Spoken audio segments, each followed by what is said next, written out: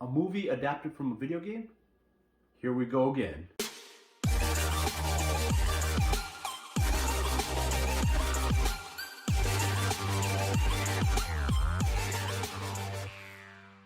Uncharted! As a fan of the Uncharted video game series and having played all the games, I tried to contain my excitement when I heard that a Hollywood-made Uncharted film was in the works. A couple of years back, we had a 15-minute fan film starring Nathan Fillion, which was very well made. Check out the link in my description. This short film gave me hope that a big-budget motion picture could deliver a great action-adventure film similar to the video game franchise. The movie Uncharted is about Victor Sullivan, also known as Sully, who is played by Mark Wahlberg, who recruits a young Nathan Drake, played by Tom Holland, to help him recover a 500-year-old lost fortune by the explorer Magellan. Sure, the synopsis sounds good. However, the story of this film is not well written. Its pacing and character development felt rushed. It's as if they wanted to get to the action scenes ASAP, but they failed to realize that the action sequences don't mean much if the audience isn't invested in the characters or the story.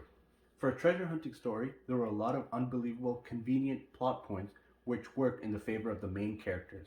For example, 100-year-old life-threatening puzzles were solved within seconds, or ancient treasure-guarding keyholes are hidden in plain sight. All of these keyholes have been left completely intact in a popular restaurant's wall.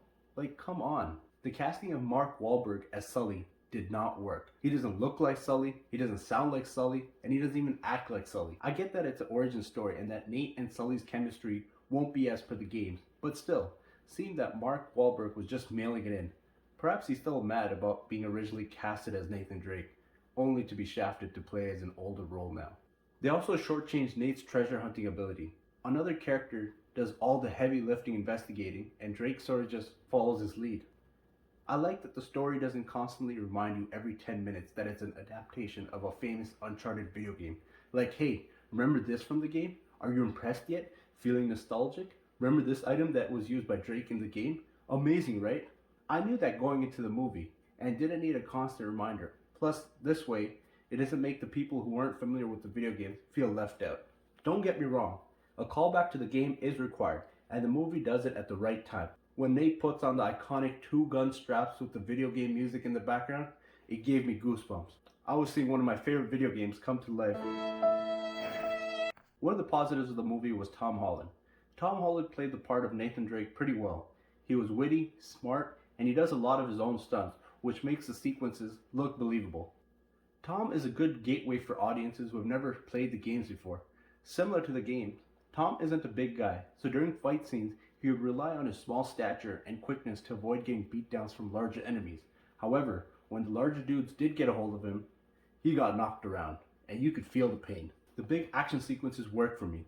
They were outrageous and over the top, just like the video games. The plane cargo scene is straight out of the third Uncharted game, and if you ignore the plausibility of it, it's actually quite entertaining. So, let's get real. Even though the movie fails to take advantage of the source material's cinematic potential, such as the epic sceneries within the video game, the movie is worth a watch in theaters due to the over-the-top action sequences. Just don't think too hard about the storyline. Oh yeah, and stick around for the end credits scene, which seems like it's taken right from the video game. Anyway, if you enjoyed this review, I would appreciate your support by hitting the like and subscribe buttons down below. See you next time on Rob Gets Real. Peace.